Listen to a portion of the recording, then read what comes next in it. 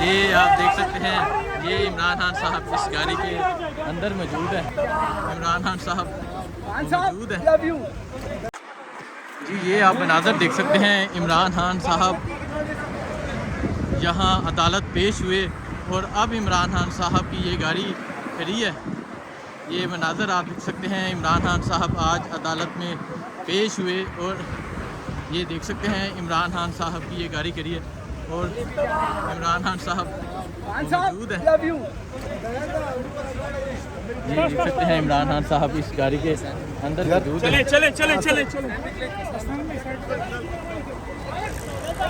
ये आप देख सकते हैं, ये इमरान खान साहब इस गाड़ी के अंदर मौजूद है और अब इमरान खान साहब यहाँ से वापसी के लिए निकल रहे हैं। ये मनाज़र आप देख सकते हैं, इमरान खान साहब अब वापसी के लिए निकल रहे हैं।